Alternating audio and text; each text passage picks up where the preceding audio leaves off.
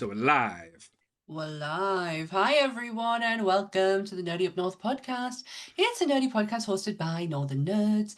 I am one of your hosts, Sam. And I am the other host, Paul. And joining us tonight is one of the most beautiful, loving, caring, soft to touch human beings I have ever smelt. So we've That yellow bastard Lee. That yellow bastard Lee.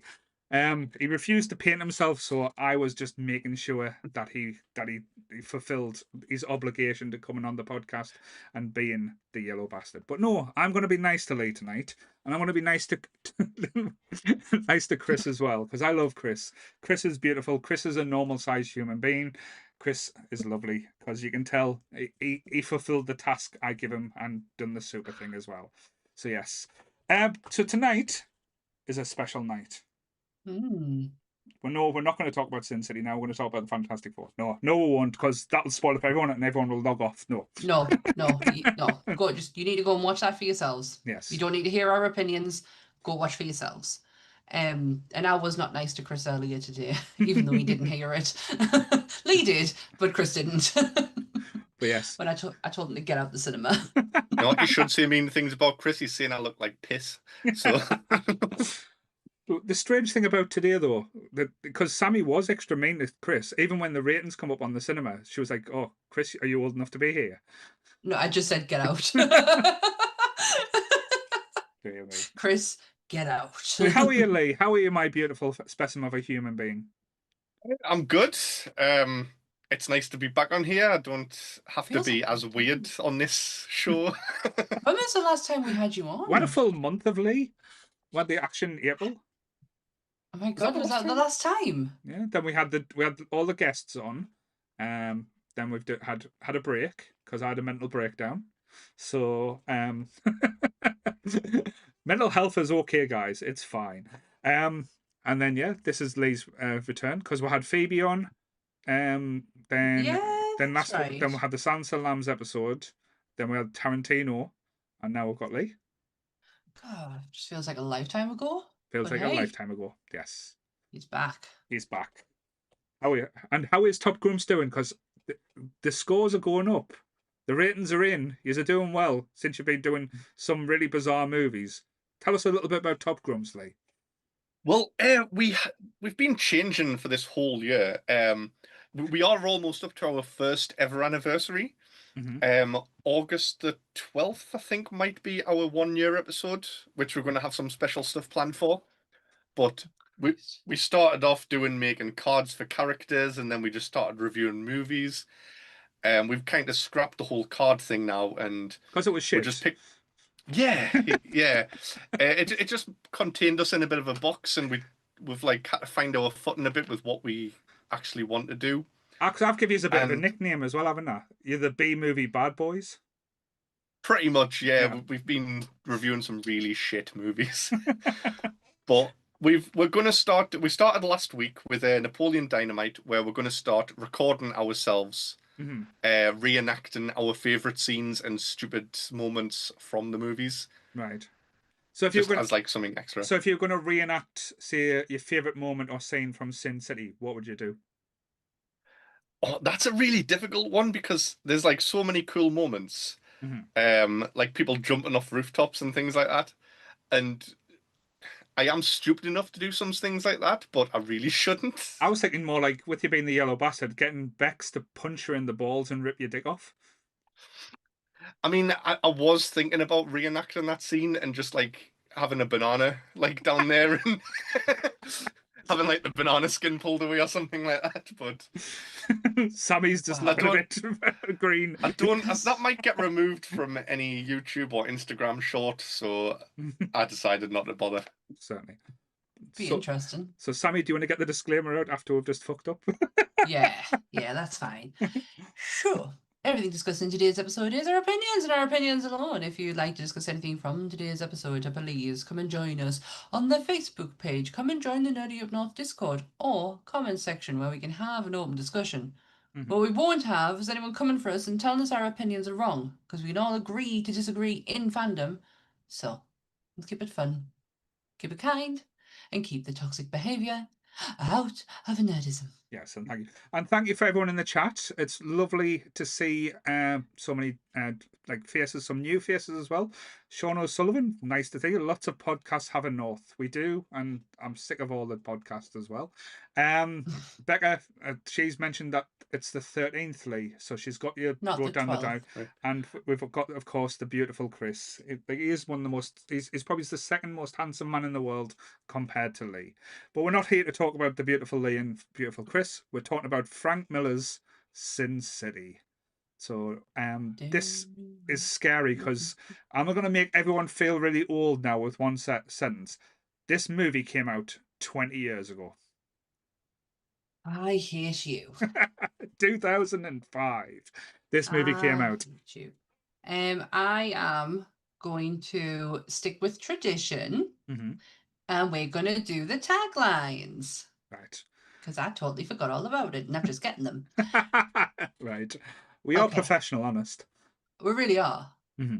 Even, hey, so you ready? Yes. Hell of a way to end a partnership. Mm-hmm. I like that one. Oh, God, Lee, you should really do this one. I'll read it and then you can know exactly what I mean. In a city, there is a shaky truce between those who rule the streets and those who rule everything. In a city, there is a shaky truth. I can't remember what the rest was, but And it was that's it, isn't it? Yeah, that's what I was hoping for. In a world. In a world, walk down the right back alley in Sin City and you can find anything. Oh, aye. Oh, you smell like angels ought to smell. Right. Okay. That's weird. Yeah. Oh, this is even weirder. Skinny little Nancy Callaghan. She grew up. She filled out.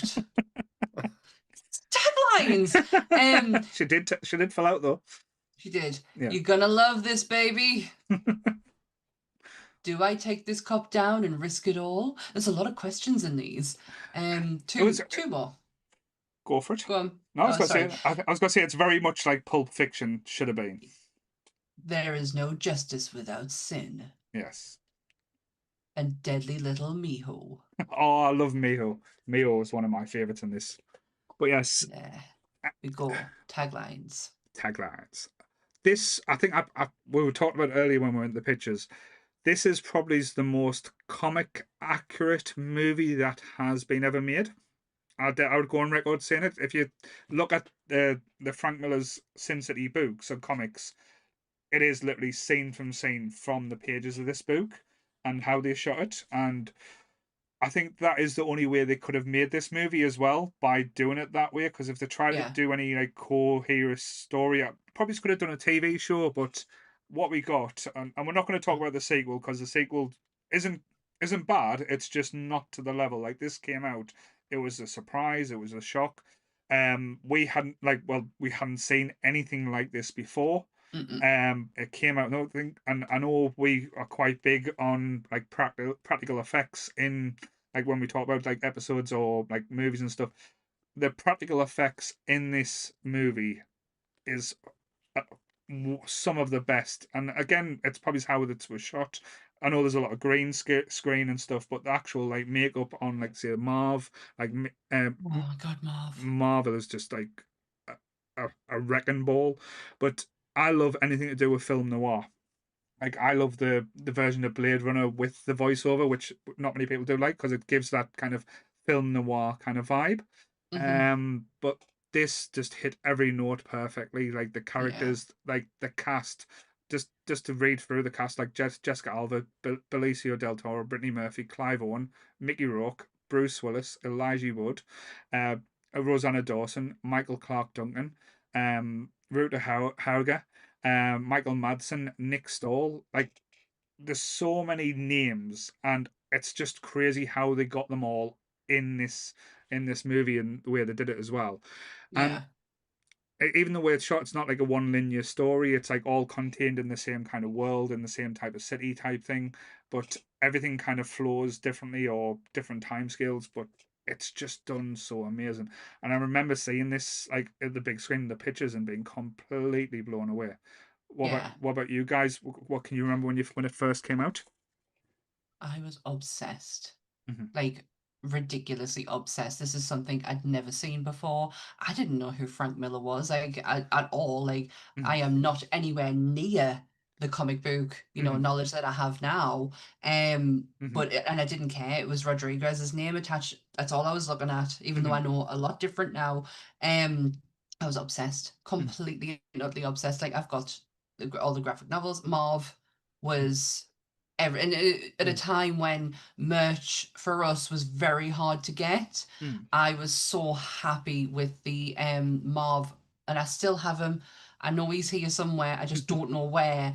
Bobblehead. Right. Statue bobblehead of Marv. He's probably the only one, him and the Crow, who has survived our house move. Yeah. Because he's still in perfect condition and he's of decent size as well. But yeah, I was totally obsessed with this. And then it just faded away, and I watched it for the first time yesterday in years, and it's still like, there was bits I forgot, but it also kind of took us back. And I was like, oh, I remember why I was so obsessed with this. And I really did want to play, what's it called? I've had it stuck in my head all day. The Noir, LA Noir.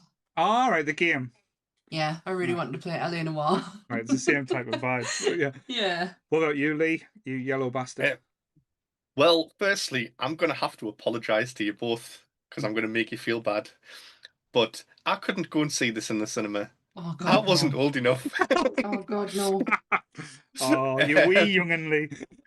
But this came out on DVD, and I got it as soon as it came out on DVD. I probably got some strange bloke in Woolworths to pay for it for us because I couldn't get it myself. I was only 16. But normally, I don't like film noir things, and I think it's like the old-fashioned ones. Yeah, like the gumshoe type thing. Like, it's the voice that I don't like.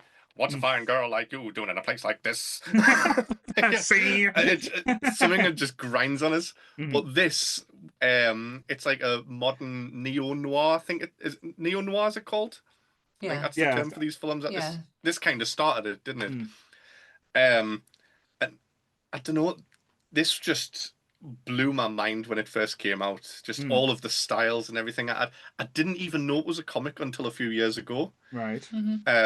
And I didn't read the comic until about 3 days ago, and saw exactly the movie itself, but in pictures. Yeah. And Crazy, the movie isn't even like a live adaptation of this. No. It's more like they've just made a moving picture version of the comic. Of each Panel style. type, yeah. And that blows my mind even more than just when I first saw it.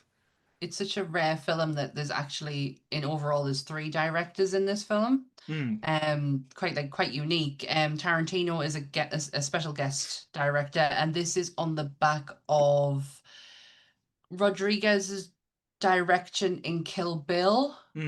They do because what they do is they'll say, "Well, you direct something for me, and I'll pay you $1." And that was their exchange, and this is the exchange from Kill Bill to for Tarantino to come in. But also it's also a dual partnership direction. It's Frank Miller and Rodriguez who are both working simultaneously on this film. They work as a partnership. I might have got this wrong. Because originally Frank Miller didn't come on as a director; he come on as a consultant, and he did. And when they brought him in, he had such he got so involved, and so I think that Rodriguez made him a director, or was it? Made him, yeah. It didn't start. It didn't plan out that way, but he did eventually, because of the work he was putting in. Rodriguez felt he deserved to be there with him. Right.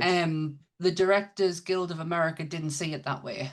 Okay. And didn't like the idea that, because he was going to have 2 names directed by Frank Miller, and Frank Miller was going to be the first name, Frank Miller and Robert Rodriguez. They didn't like that.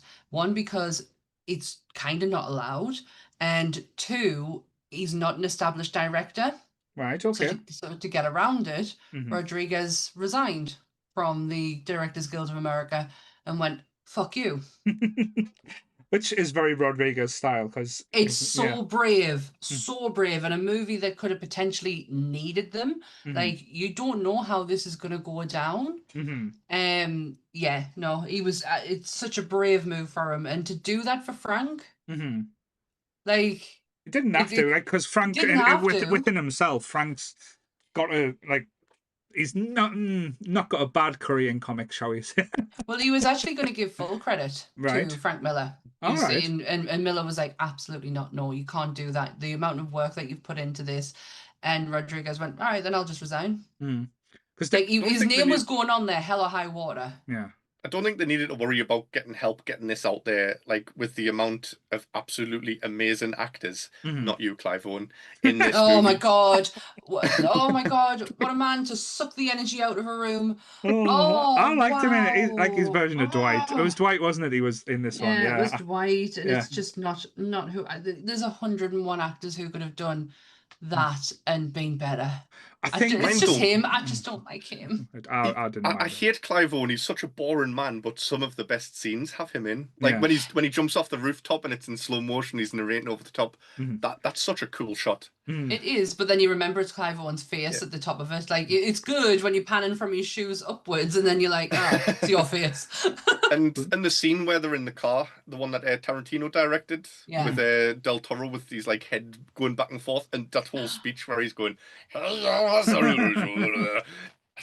so The good. makeup job on Del Toro is the fact that, like, I get the fact that Rourke was a big one, because we all know the story of how Mickey Rourke was this like absolute dish of a man, to then having so much plastic surgery that he kind of was very unrecognizable, and to kind of use that. Yeah, it wasn't just the plastic surgery or Mickey Rourke. It was because he tried to become a professional boxer as well. So his jaw and his nose got splattered around. So. But he kind of used it, but he used it to his advantage to completely change his face once again. And this was very much a comeback for Rourke as well. But to do Del Toro's face, we all know what Benicio Del Toro looks like. Yeah. And he's so unrecognizable. It's like it's accentuating certain characteristics and making things look bigger. But yeah, like everything like about it. But because with Sin City as well, I love that. Like, because most people think it's 3 stories, but it's 4. There's 4 stories in this. It's The Customer's Always Right, The Yellow Bastard, The Hard Goodbye, and The Big Fat Kill. Because The Customer's Always Right doesn't really play out as a story. It's more like as a bookend for the Josh Hartnett. Yeah, that's the start. Kind of. And that was again. This was a kind of like a big, like a starting again for Josh Hartnett, because Josh Hartnett had fallen off where he hadn't been in anything for. Long years. I think the last one was it Lucky Number 11 or something like that. Was it not that one where he had to be celibate for like 40 days and 40 nights or something? That's the one that killed his career. That's the one where it like kind of destroyed it. I'm just glad he looks like he let somebody else cut his hair for once. And also, does he have a unibrow? Like, I never noticed Josh Hartnett had a unibrow. I was like, what? They did manage to change someone else's face on this, and you might not even notice. Is Elijah Wood. All right. He just looks like Frodo. They reshaped his chin to make him look because Elijah's got quite a sweet face. Yeah. And he can't pull off menacing. Right. And they completely changed his chin. Like, they rounded it off in order to give him that, like, deadpan stare. I think, though, with this as well, with as you said, having that kind of angelic face, that made his character so much more scarier. Yeah, he's fucking terrifying. Like, there's no, you can't shift around it. That character in itself, regardless of the fact that, like, I'm going funny feeling about like what he does, but yeah, he's terrifying. It's weird that we're talking about cannibals again. Yeah. Your favorite subject. What did I tell you though? I'm trying to get over it. You're trying to get past it. Maybe this is the therapy I need, like, just to talk about, just to recognize that it's there. Stop trying to pretend it's not. One of the things I wanted to quickly mention as well before we start talking about like the intricacies and like the different stories as well is the use. Like, I know film noir is very black and white, very very like get a lot of depth from it as well. But the use of color in this, and I know they used it in the comics as well, but they used it in the film like very minimal. But the ones that they kind of highlighted or brought out had such more of an impact as well. Like Yeah. the reds were just absolutely beautiful. The yellow in the Yellow Bastard is so striking, and it makes you feel like Uncomfortable. exactly. And like the blues in one of the working girls' eyes is just mesmerizing as well. Oh, It's I mean, Alexis Bledel, isn't it? Alexis Bledel has like the most bluest of blue eyes. I just kept going, Rory, what did they do to you? You got to be a Gilmore Girl fan to get that.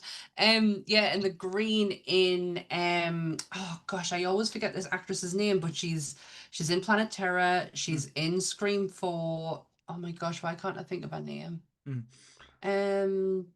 She's at the beginning with Josh Hartnett. All Where right. Yeah.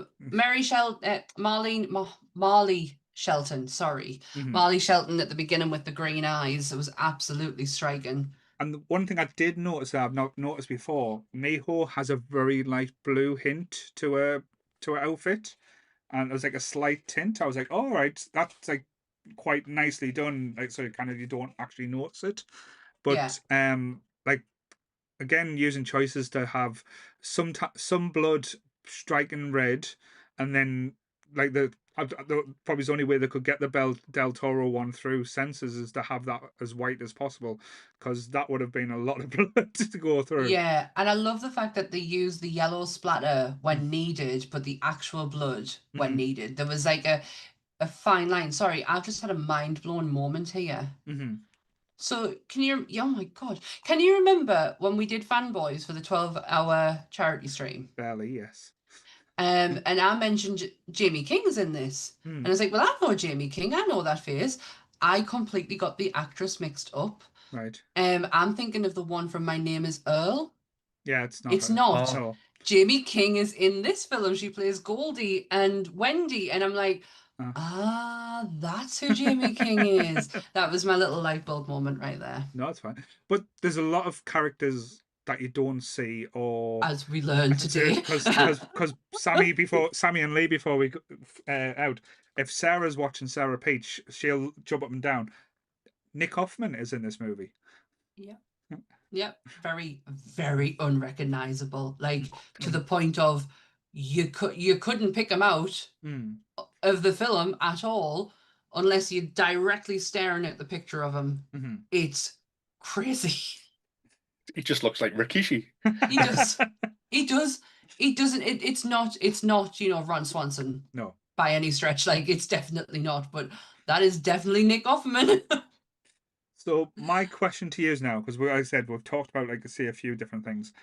Out of the I'm going to take away the customer's always right, because I don't think that's like an integral story to this.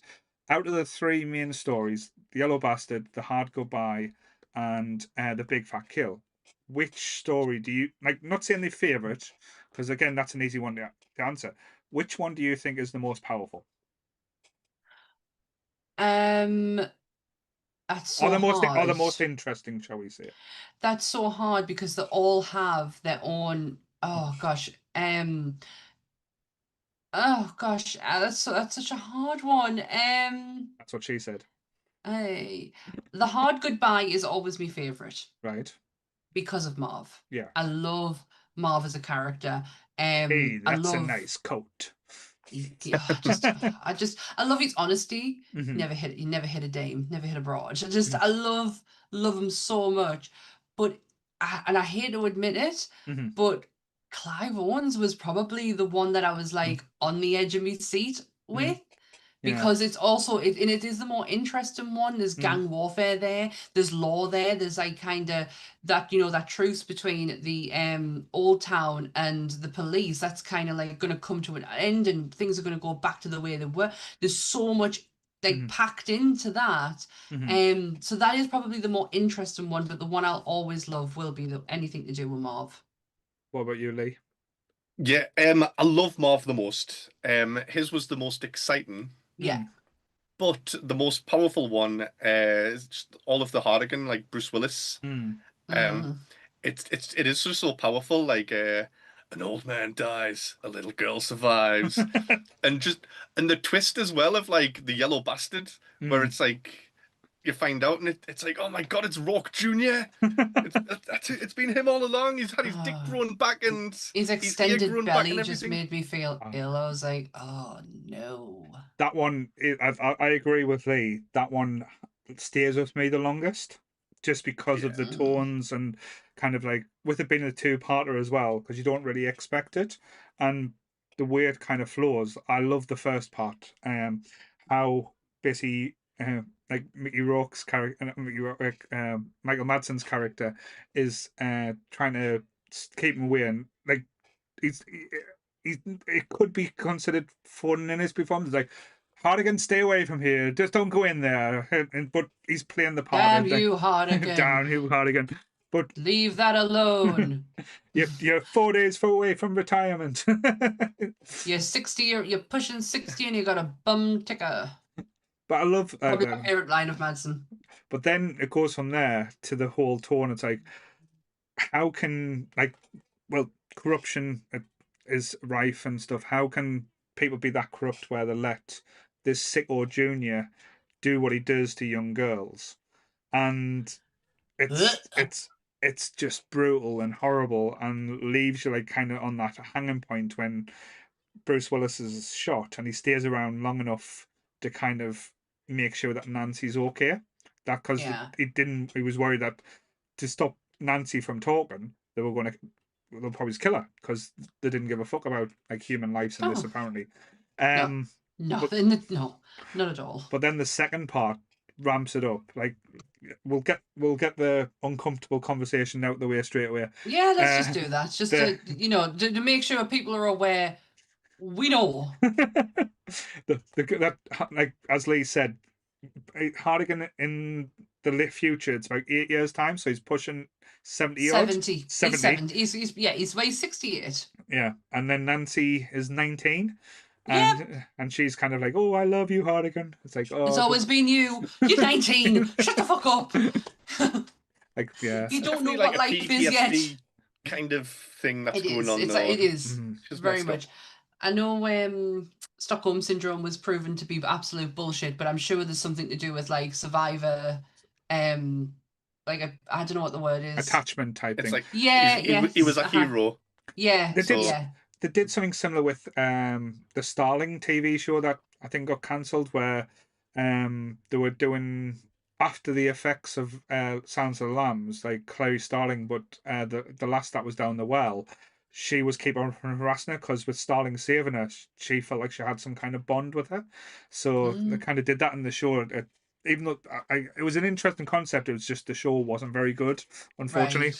Right.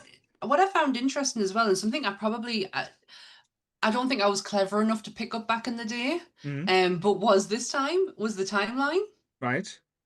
Okay. So I don't know where the beginning of Josh Hartnett's falls in it, but then you've got Hardigan's story, and then you've got Marv, and then you go back to Hardigan.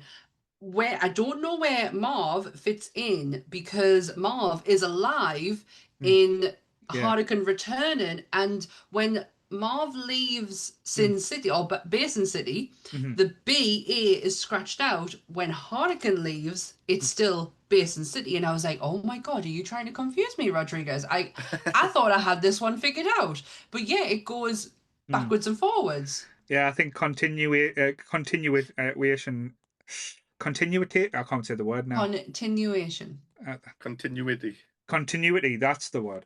Continuity. Right. I think continuity in this one wasn't its strong point, or something that they were worried about at times. Because what I was thinking of is was it purposeful? Was there a meaning for it? Because I couldn't quite piece that part together.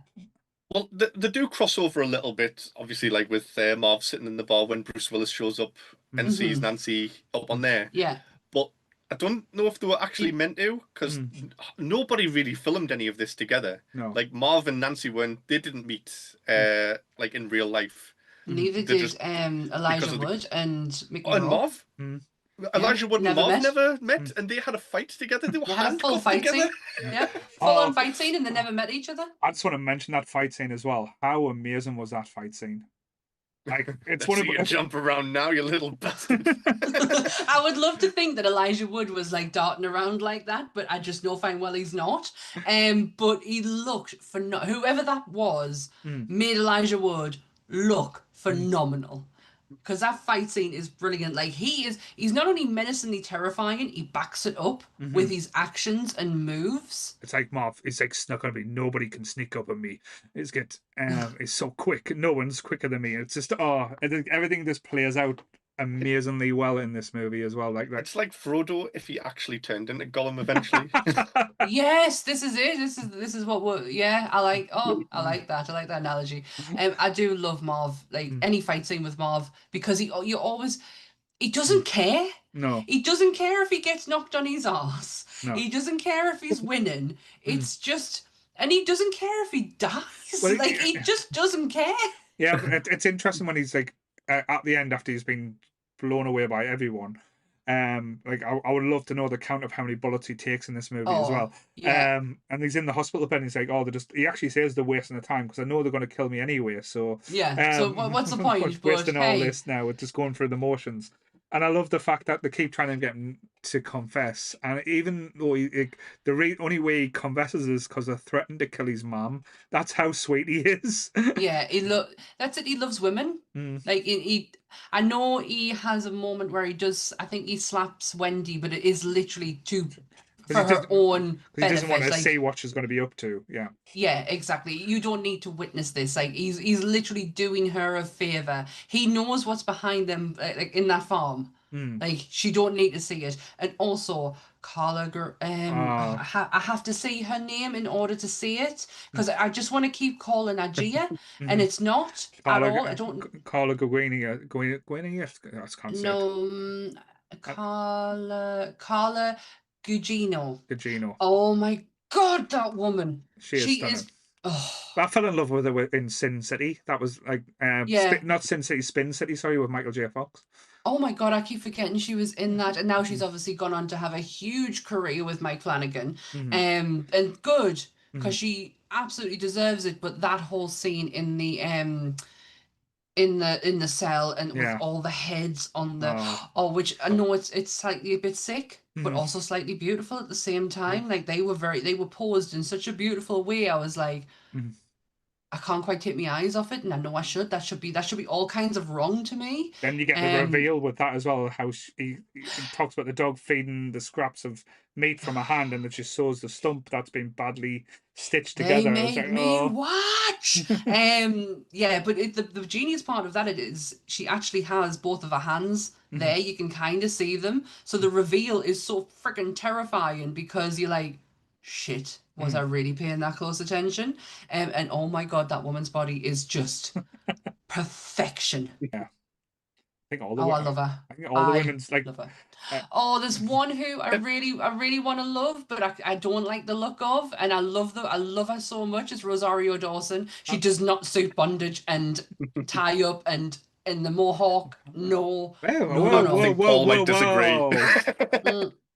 No, it's the one look I can't get behind because I know they could have done so much more with Rosario Dawson. I thought she looked amazing, and as you said, especially his knots. So that don't ever knock her with her knots.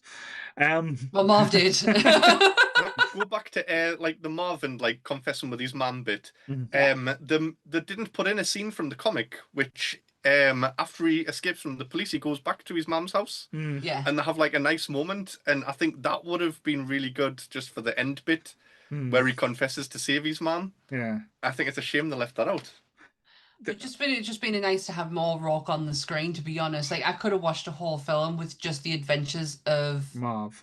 Yeah, absolutely. And I love when he's patching himself up, how comic book it looks. Like even the patches on him look so comic booky. The one over his eyes, class as well. They use the behind the scenes. It's all orange bits that they had on him because the white wouldn't stand out. Yeah, so they've had to like make it contrast the pop, color. like, yeah. Yeah. Oh my god. There's a lot that I really wish I looked into more. And it wasn't until last night when I was watching it, like I forgot these little bits, like you know, how great Marv looks, how unrecognizable Del Toro is. And I wish I looked a little bit more into, you know, the making of and the makeup of it. It's a shame I because don't know if it you're would have aware been of this worthy as of it. well. There is an extended version of this film out.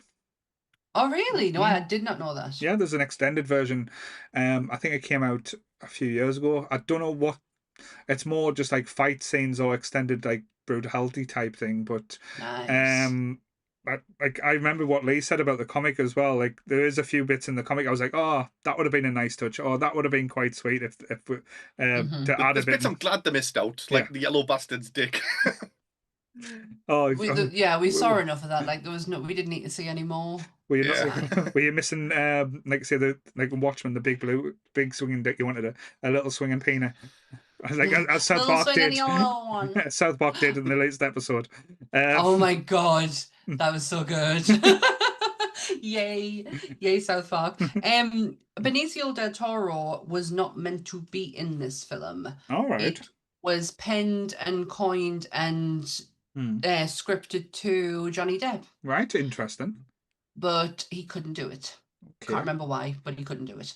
And that's when Benicio del Toro, I think, might have had the name passed from Johnny Depp to Rodriguez's I table. don't think Johnny Depp would have worked as well because I think Think of Depp back then though, no, when he was like full on character driven. yeah, but I love like Del Toro's like character, like almost gritty, like grimy. I know Depp can do grimy, but I don't think he had the voice. He's still got a friendly face and Yeah. No, nice I voice, think hasn't he? but this is it. Del Toro's got like a quite a friend. I think he does anyway. But no, he can pull off menacing even with just his normal face. He doesn't need to have reconstruction on it in order to make him menacing. So you're probably right.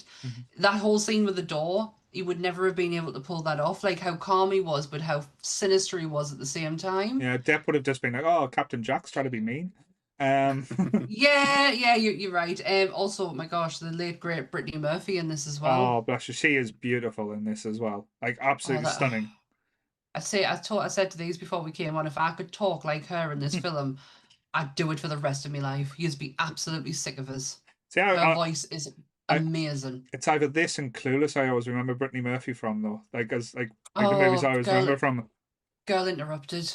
Oh, she is absolutely phenomenal in Girl Interrupted.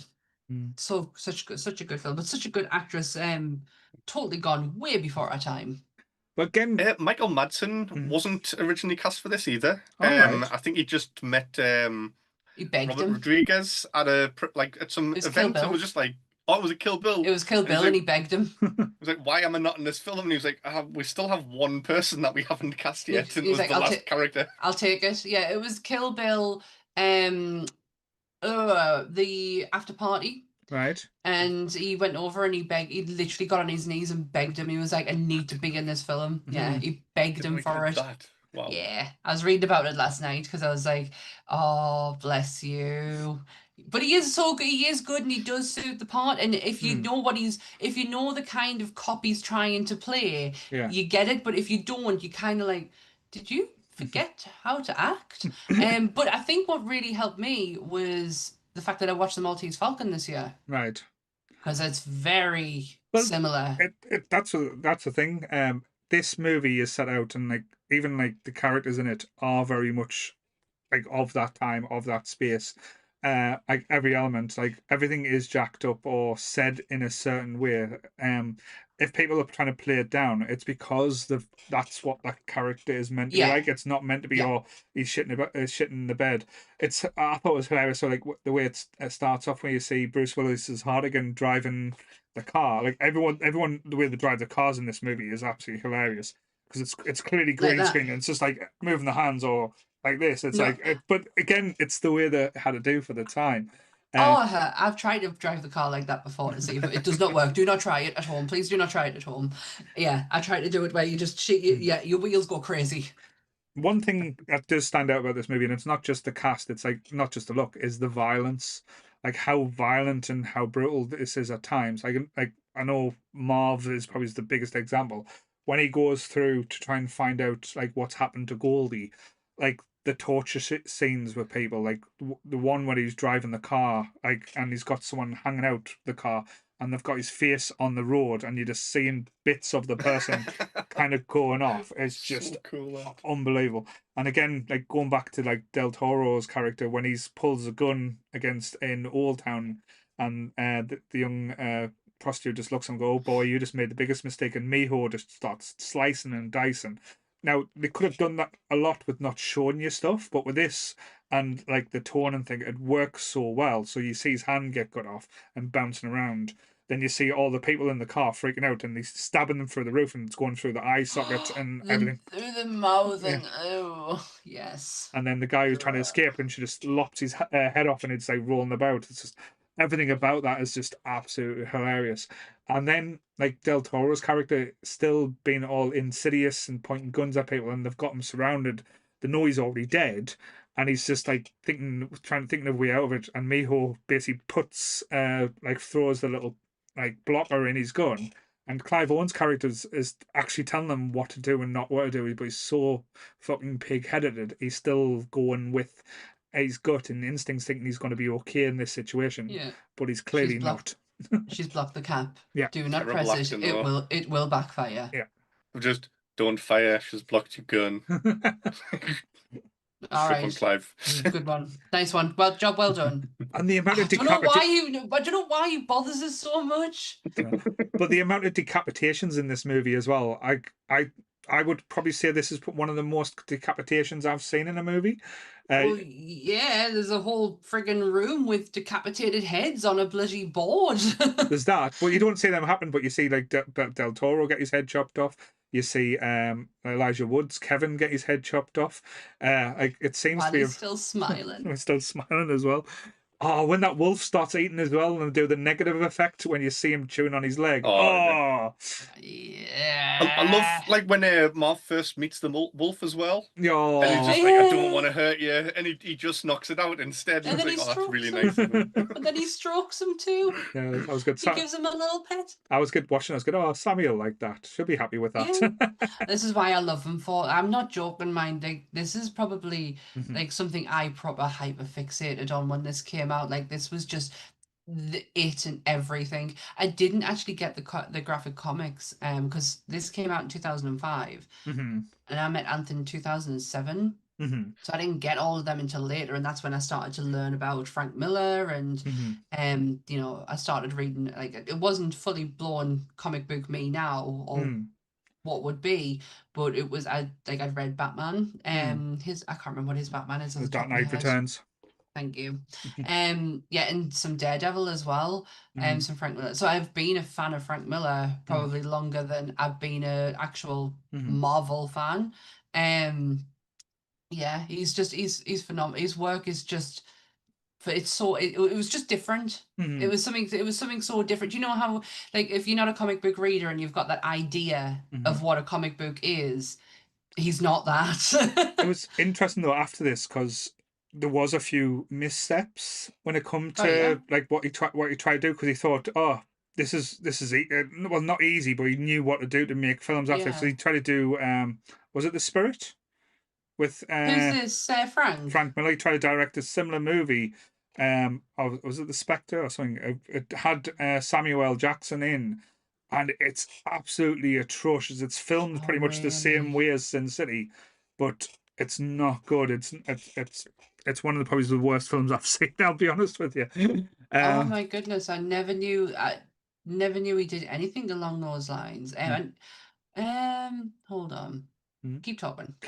Keep talking. But yeah. But it's just like, as you said, I like it how it takes unashamedly shots at like establishment as well, like how corrupt this is. It's not just a place that's corrupt. It's got the mayor's corrupt because you've got like the Senator Rourke, and then you've got Cardinal Rourke, played by Gunnar Howell, and how deep like the corruption goes as well. as we found out, Sammy was like, "Good, Gunnar Howe's in this film." I was like, "Yes." And she's like, "Who is he?" Yeah. Sorry. Do you know what? I love Alan Moore. Yeah. You know I do. You know I've got a deep love for Alan Moore. Mhm. I just need the man to shut up. He described Miller's work from Sin City onward as homophobic and misogynistic. Right. Praising Batman, Daredevil, Mhm. but onwards, Sin City onwards, don't like him. All Oh, well. right. Good for Interesting. you. Good for you, Moore. I think some parts of Sin City are a bit misogynistic, Yeah. but all of the women in the But do you that not think it's district balanced out with quite Marv? empowering as well. Yeah, 100%. Like you've got a whole tribe of women who have completely managed to like band together Mhm. and run their own underground city. You've got Marv, who is just, he's someone who is he will not stand for a woman being hurt. Yeah. Like he's very like I don't am I wrong? I don't know. No, it's. I've because I have had people have that same type of discussion or conversation with us before when I've talked about Sin City. Is get, oh, do you not find it quite sexist or something along those lines? I'm going. My response to that is go, okay, I can understand why you would come across or say these things, but remember, this movie is based on a time that where things were said or language was used, people were threatened certain ways. That if we made a movie without those aspects, are we doing a true representation to that time? Similar, it's a similar conversation. I think I had the same conversation with your sister when we were talking about American Psycho, because she Right. thought well, she had she has opinions on American Psycho where it's like, Well, oh, yeah, it was her favorite film until she really started to look into it. In how she sees it now is completely different. yeah. But when you look at it, it's the film's based in the 80s where men acted that way, men treat women that way, A certain way. where women of like in the 80s were seen as almost like a trophy. It's like, I've got the prettiest wife or the prettiest girlfriend. It's like it's almost like saying, like, and that sounds really horrible saying this. It's almost like the way they do it in the film. It's like, oh, this is my business card. Who has the greatest business card? That's how a girlfriend was treated in the 80s by these people. Not saying Yeah. it was right. Not saying that it would be working now. But to not acknowledge those type of aspects or those type of themes, it's kind of like doing a disservice to the time as well. Yeah, I mean, I can only ever speak for me and me alone, and I don't get the sexist element in it at all. If anything, seeing them group of women is nothing but empowering. Knowing that someone like Marv would have my back, Yeah. is almost quite. I like the idea of like. I don't get me wrong. I can stand on my own 2 feet and I can fight my own battles, but I do like the fact that having a protector, like who the fuck wouldn't?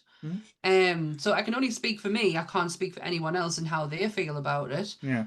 But that goes for anything, doesn't it? Yeah, but then on the flip side, you look at Nancy. Like, fair enough, she's had a shitty upbringing. She she had this traumatic experience. She's going to law school. She's being this, Yeah. and even in the worst situation, like fair enough, like she go does this weird relationship with Hardigan, but Yeah. when she's in the shit gets real, she doesn't panic. She uses her smarts. She outsmarts the yellow bastard, and like not saying that Hardigan didn't do well, but she was like partly responsibility for her own survival in that situation as well. So again, that could have been a complete damsel in distress moment or situation where it was overblown to the degree. But I think, as I said, to label the whole movie as sexist or to portray women in a certain lights, again, I I don't think agree with it. it's a slight disservice to it in a way. Yeah. Yeah, I don't know. I don't agree. And then not that I don't agree. I don't see that, and I'm not feeling that, and I'm not getting that feeling from it. There's a lot of different films that you can watch and say, yes, I can see that's like hugely problematic.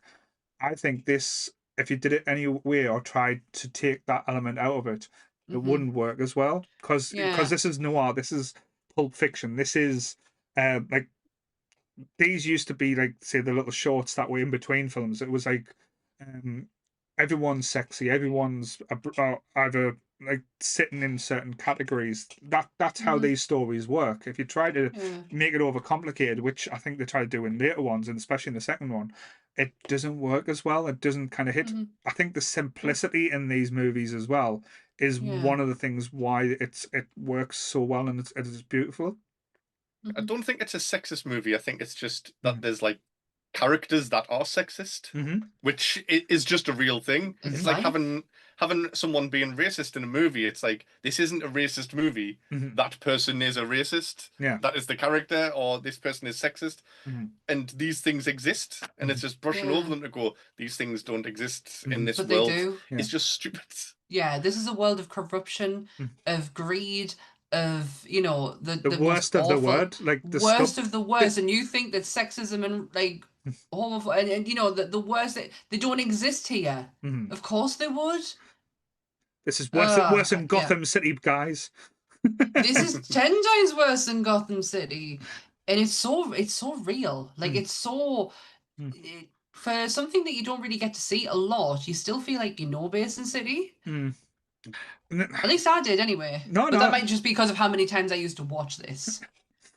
There is one bit of this movie that I do hate, and it takes us out of the movie for a moment because I just think it's too stupid. Right. Is it Clive And Owen just being in it? It's not Clive Owen. It's a Okay. Marv scene. Right. Marv, like I love all of the Marv bits apart from when he's getting hit with the car.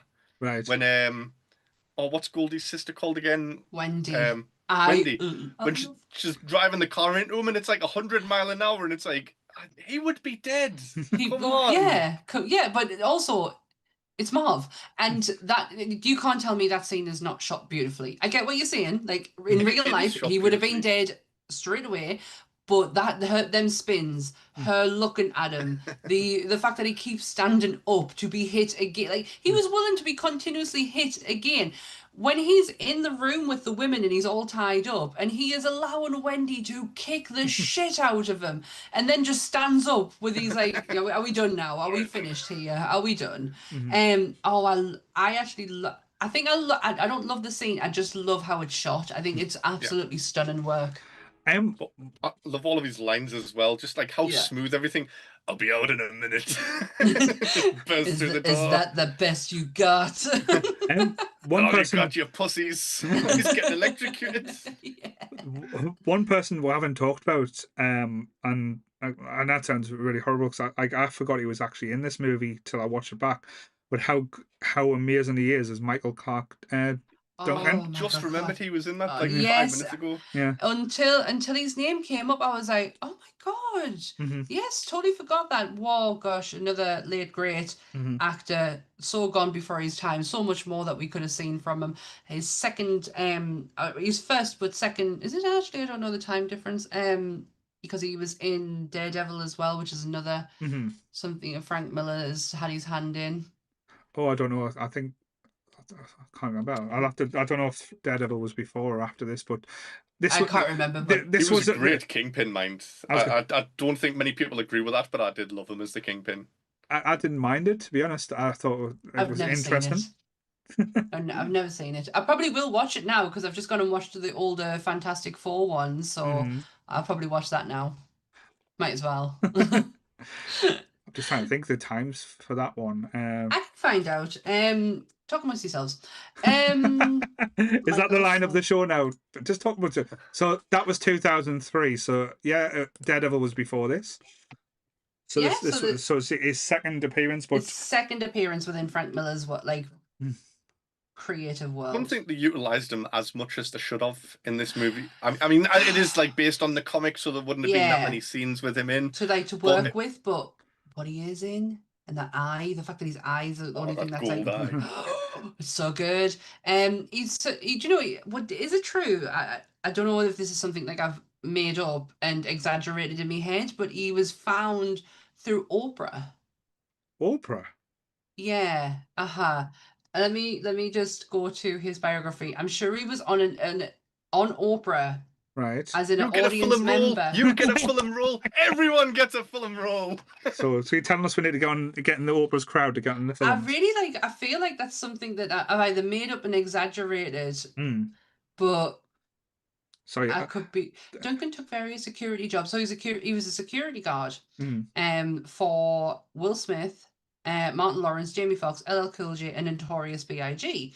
And while doing bit parts in television and film, when the rapper Notorious B.I.G. was killed in '97, he quit personal projection business. After that, his career took several parts in bouncing. Duncan became prominent when he was cast. I'm gonna have to Google this because that doesn't fucking help me at all. No, I was just laughing because the way you were looking now must be the light of the screen. You with your glass and everything, you look like Kevin. Oh. It's like Sammy's going to kill us. The fuck.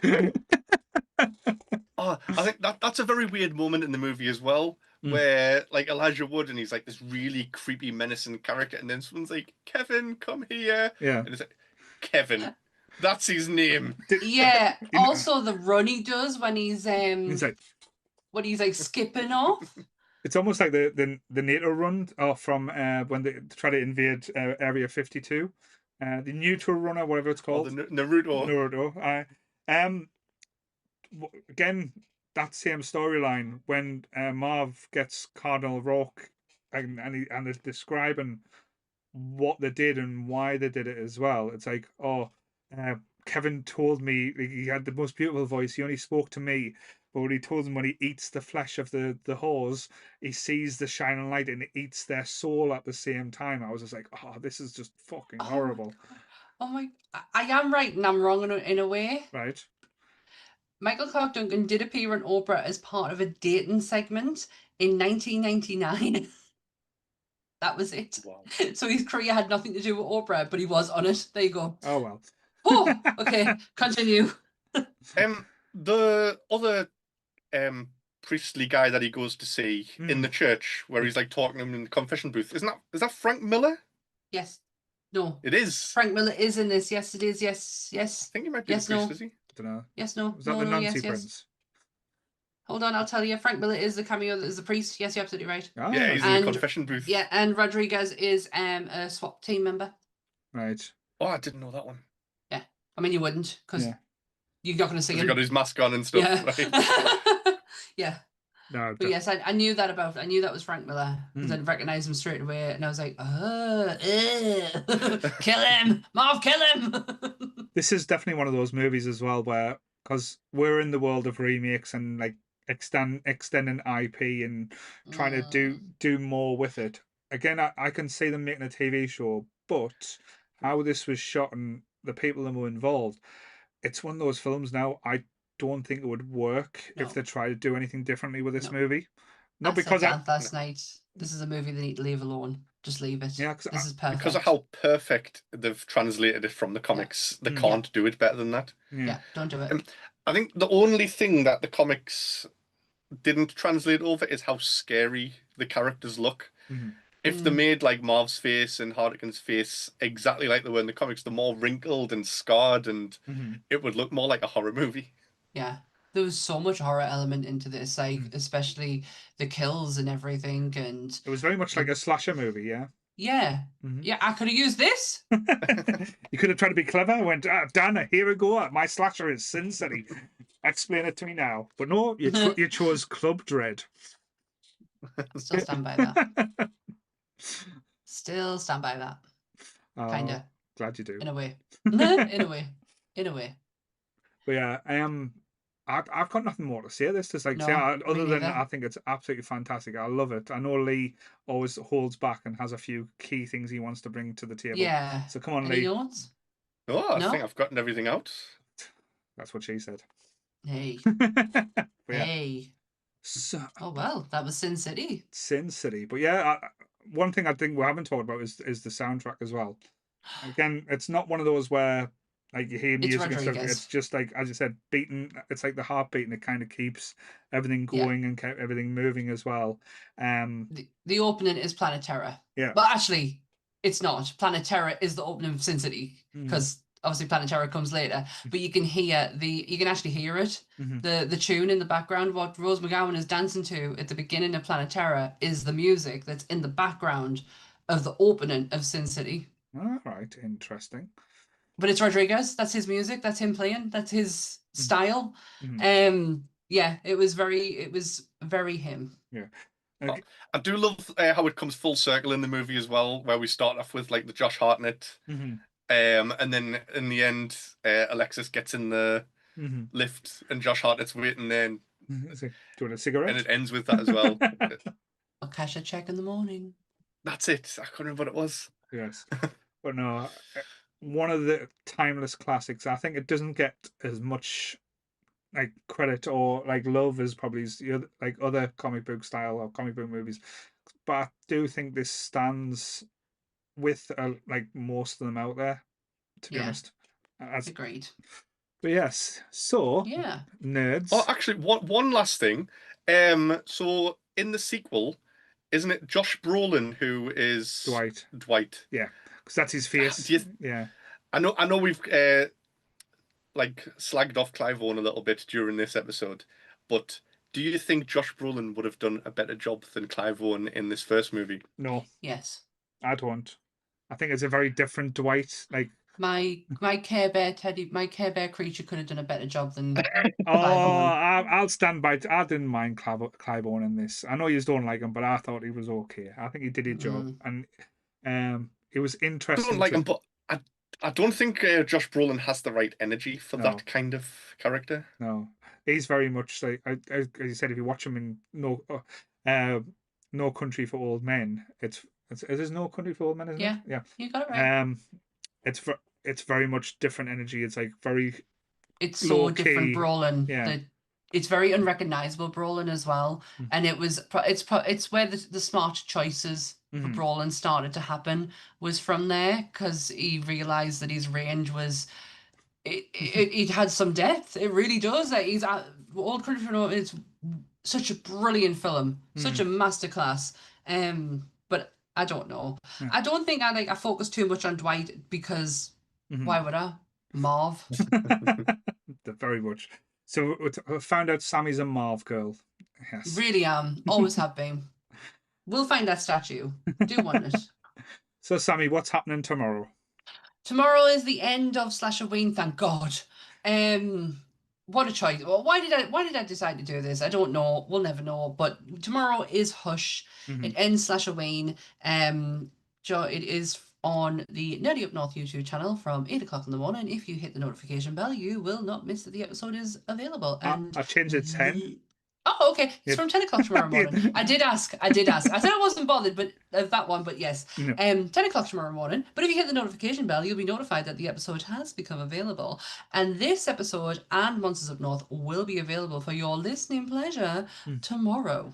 Yes, I do what Sammy tells me to do. So Well, so does Lily. And I really wish I had my emails open right now to be able to read back to you the email that I got from Lee last week. Oh, what did he say? Was it feisty or was it spicy? A little bit of both. Oh, was he giving you attitude? Lee would never give me attitude, No. but it didn't make me come across as a great person. Oh no, it was really just I daft. know it was, man. It's like I'm I've just finished a 12-hour shift, Sammy. Please don't make us do any more work. Want, man? Leave us alone. But yes, what have you got planned for this week, Lee? Oh, well, on Tuesday at 8 p.m, Top Grumps will be talking about Bubba Hotep. Oh, I'm yes. gonna watch this tomorrow in preparation for it. I'm so excited. So Bruce Campbell plays Elvis Presley, and he's joined by Black GFK, and they get How to did I fight not a know? 5,000-year-old mummy. I only found out about this today, and it blew my mind. I'm gonna watch it tomorrow, and I'm gonna tune into Tough Grumps. I'm there. Can't wait. Well, I'm gonna put Lee on the spot there. Instead of tuning in on Top Grumps, why don't you guest on Top Grumps? Oh no, I'm good. I'm good. I've got a really busy few weeks ahead of us. I've got a lot of work to do, so I'm good. Poor Lee. But yeah, Sorry, Lee. I don't think we've got any. We haven't got Rumble. Rumblecast. I don't know if Wonk have got anything about it. I know we do have the Amazing Anime Club. They will be live on Friday at 8 p.m. Yes. The beautiful Phoebes and the wonderful giant-sized man that is Chris will be live.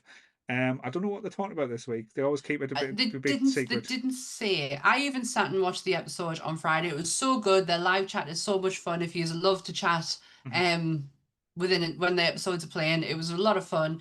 They didn't say at the end. I don't think they generally said what they were doing this week. So No. be on the lookout on their socials. But yes, and also catch Lee as well. Lee has decided he wants to do a little bit of gaming on the channel as well. So he was playing Yeah. Final Fantasy, and I just kept on shouting, "Take your top off, Lee! Take your top off!" And he didn't, which was disappointing. If you shouted it one more time, I might have done it. Yeah. Oh, darn it. Oh, Northeast Nerd, you've joined right at the end. Well, you can go back and watch at the start. It's a fun episode, but yes. It is. So yeah, we've got a lot planned. I think next Sunday as well, we have the ladies of Wonk joining us. We've got Sarah and Becca, where we are going to talk about childhood trauma, things that torment that's us as kids, books, TV shows. You might even get some weird stories from me. So that's a highlight for you. If you've ever heard Paul's stories, that is there's some terrifying ones, but also we want to reach out to the Nerdy Up North community and find out your childhood traumas. So if we'll put some posts out and you may get them read out on here. Also Becca is letting us all know Wonk is back in September. So we'll be putting pictures of dolls as well and asking where Lee touched you. Just saying. If that's your trauma. I'll submit my trauma. It's Vigo from Ghostbusters 2 is my biggest one. Right. Really? Because that guy terrified me. But really, I'll write a little bit for it. Oh, that's so much fun. But yeah, we'll put a post out on the Facebook group, in the Discord, if you on Instagram, if you want any way that you want to get in touch with us, so we can all hear your childhood traumas. Yeah, because everyone's heard mine. And join the Discord as well. There are some weird and wonderful nerds there that will you can make friends with, talk. And to be honest, if you chat to us a little bit in the Discord where we get to know you, you might actually get on an episode of something that we do. So, because I know like we've got plans, like nothing in contract, but like I think there's going to be an episode where the lovely Toonie will be joining us at some point, where we'll be discussing some 90s nostalgia. We've got a lot of things hopefully planned. We've got some ideas in order to kind of shape and shift over to what we've done in the past. So you know us. Yes. Just trying to do something different. Always trying to do something different. But if you are looking for some weird and wonderful friends, and I mean genuine friends, then go to the Nerdy Up North Discord. But yes. Right, Lee, you yellow bastard, I love you. Sammy, you beautiful girl. Stay nerdy, everyone. I'm only joking. Same bat time, same bat channel. Stay nerdy, everyone. Bye. Bye.